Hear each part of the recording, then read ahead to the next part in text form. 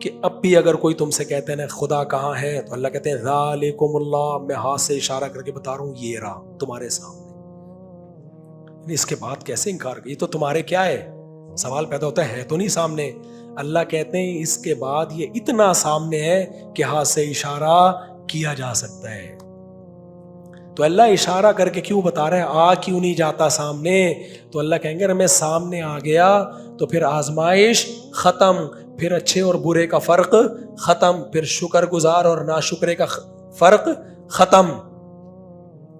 پھر اس پیغمبروں کو بھیجنے، قرآن کو نازل کرنے کی کیا ضرورت ہے؟ اللہ ایک دفعہ سامنے آ جائے نا، سامنے آ جائے تو پھر میں اور آپ ساری دنیا ویسے ہی انسان کی بچی بن جائے۔ ایک واقعہ سنا کے بیان ختم کرتا ہوں، یہ جب تک سامنے نہیں ہے نا اس وقت تک آزمائش ہے۔ وہ ایک آدمی جنات کو نہیں مانتا تھا، کسی نے کہا بیٹا کسی دن جن سامنے آ گیا ہے نا، دیکھو کسی کے سامنے جن آ جائے تو اس کا باپ بھی مانے گا نا، پھر ماں کہے گا کہ میں نہیں مانتا۔ وہ ایک آدمی گیا فلیٹ میں، اب لوگ کہتے ہیں چٹکلے سناتے ہیں، بھائی یہ چٹکلا میں جو سنا رہا ہوں یہ قرآن و سنت ہی کو ایکسپلین کرنے کے لیے سنا رہا ہوں، ہمارا مقصد تو ایکسپلین کرنا ہے نا، کیا خیال ہے بھائی؟ تو آسانی سے ایکسپلین ہو جائے تو کیا ضرورت ہے مشکل مثالیں دے آدمی۔ ایک آدمی گیا، کسی نے کہا اس فلیٹ میں جنات ہے نہیں جانا، پرانا ہے، کہہ رہا تھا جا جن کی ایسی کی تیسی، ابھی تک دیکھا نہیں تھا نا جن، اس نے بول لیتے ہیں لوگ۔ بیل بجائی، اندر سے بندہ آیا، عجیب و غریب سے لگ رہا تھا نا، گول گول آنکھیں، کہتے ہیں جنات کی گول آنکھیں ہوتی، اللہ عالم، الٹے پاؤں۔ اس نے کہا شاید کسی بندے کی معذوری میں پاؤں کیا ہو گئے ہوں، الٹے ہو گئے۔ کہتا ہے بھائی میں نے سنا اس فلیٹ میں جنات رہتے ہیں۔ کہتا نہیں میں تو 500 سال سے رہ رہا ہوں، مجھے تو کچھ، یہ بندہ بے ہوش، ٹھیک ہے، 500 سال سے کوئی انسان رہ سکتا ہے؟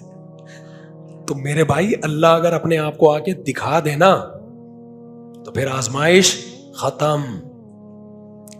اللہ کہتے ہیں شہوت پرست خواہشات میں گھسا رہے گا، سوچ کے مجھ پہ ایمان نہیں لائے گا۔ وہ انڈے کھائے گا، صبح شام پولٹری فارم کھول کے مرغیوں کا بزنس کرے گا، گائے کا دودھ نکالے گا، آئس کریمیں بنائے گا، اس پہ ریسرچ کرے گا دودھ میں کیا کیا ہے، کتنا کیلشیم ہے، کتنا فیٹ ہے، یہ سب چیزوں پہ یونیورسٹیاں بھی بنیں گی اور ان پہ بڑی زبردست تحقیقات بھی ہوں گی، گائنی کے الگ ڈاکٹر ہوں گے کہ اسپم سے انسان کیسے بنتا ہے، اس کو ایکسپلین کریں گے۔ تو جو ناشکرے ہوں گے اسی میں الجھ کے زندگی برباد کر دیں گے، جو شکر گزار ہوں گے یہاں سے ایک اسٹیپ آگے جائیں گے۔ کون ہے جو گائے کو سوکھا چارہ کھلا کے ہمارے لیے چکنا گاڑا دودھ نکالتا ہے؟ یہ سافٹ ویئر گائے میں آٹومیٹیکلی کیسے انسٹال ہو گئے؟ آپ ایف کا بٹن دباتے ہو ایف لکھ کے آ جاتا ہے، یہ سافٹ ویئر کروڑوں سال میں خود بخود نہیں بنا۔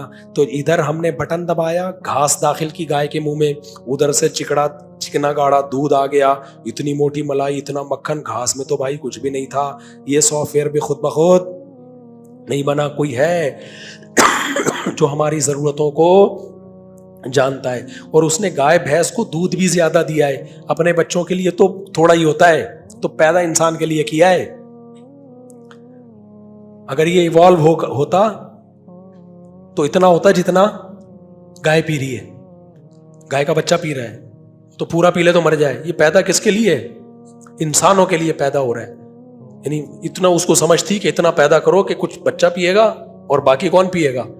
انسان پیئیں گے، کیونکہ ان کو ضرورت ہے۔ تو آپ نے کیا کیا؟ اسی بحث میں الجھ گئے اور بنانے والے کا انکار کر دیا۔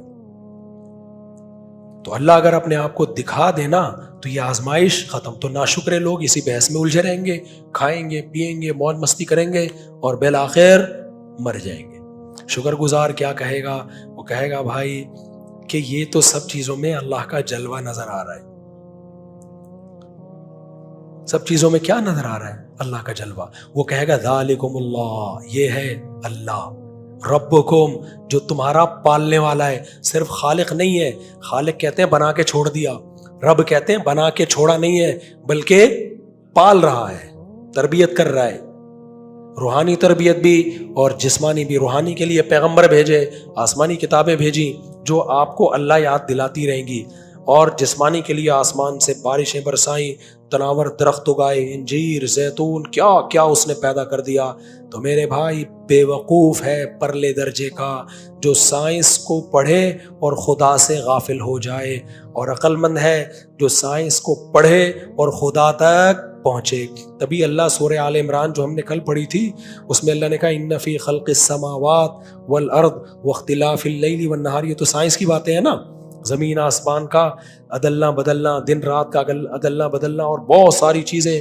اللہ کہتے ہیں فی ذالک لآیات لأولی الالباب، اس میں عقل مندوں کے لیے بڑی بڑی نشانیاں ہیں.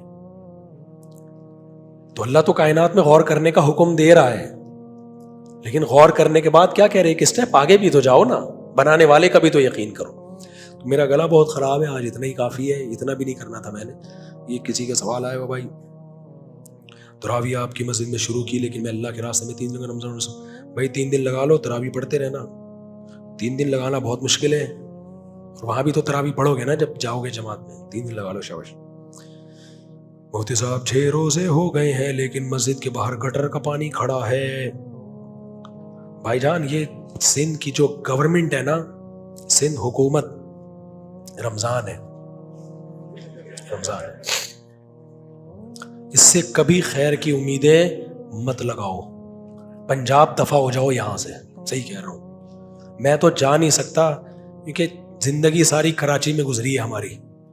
کئی دفعہ میں نے سوچا پنجاب، پاکستان ابھی پنجاب ہی رہ گیا خالی. کچھ وہاں کی گورنمنٹ جو بھی ہو لیکن آ کے پنجاب کو سیدھا کر دیتی ہے. سندھ گورنمنٹ یہیں سے ووٹ ملتے ہیں، یہ کبھی بھی سندھ کو سیدھا نہیں. تعلیمی ادارے دیکھ لو سندھ میں، یہاں کی سڑکیں دیکھ لو، ووٹ لینے سے پہلے آ جاتے ہیں، بس 2-4 گٹر کے ڈھکن لگا کے چلے جاتے ہیں. تو سندھ گورنمنٹ نے کچھ بھی نہیں کیا، اور آئندہ بھی آپ سندھ گورنمنٹ سے امیدیں بولو مت لگاؤ.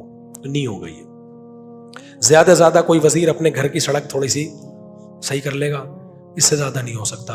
اور الیکشن میں جب سسٹم چل رہا ہے تو اس کے تحت تو کوئی فیئر الیکشن کا بھی مستقبل میں چانس نہیں ہے. تو جب یہی چلے گا تو آپ حکومت کو سیدھا نہیں کر سکتے، جو آپ کے بس میں آپ وہ کر سکتے ہو. تو کراچی میں تو نہیں چھوڑ سکتا، مجھے محبت ہو گئی ہے یہاں سے، گٹروں سے ہی ہو گئی ہے، عادت ہو گئی ہے، کیا کریں. تو اب جو ہو گئی ہمیں تو مجبوری ہے، نہیں چھوڑا جا رہا ہم سے کراچی. ساری زندگی یہاں گزری، سلام دعا یہاں، رشتہ دار یہاں، شادیاں بھی یہاں، سسرالز بھی یہاں.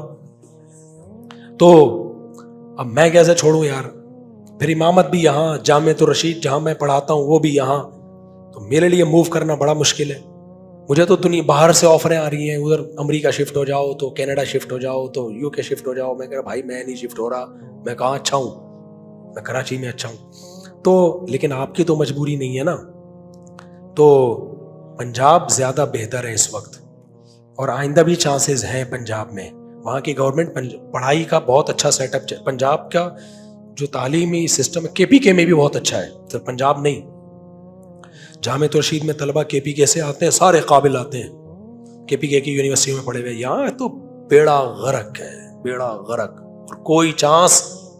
ابھی ان کو جتوانے کی کوشش کی تھی، ہم نے بھی تھوڑی سی کوشش کی اس میں، حافظ نعیم صاحب جماعت اسلامی کے، کہ چلو یار سب ان کو ووٹ دے دے کے آئے، سسٹم کے تحت جیتے ہی.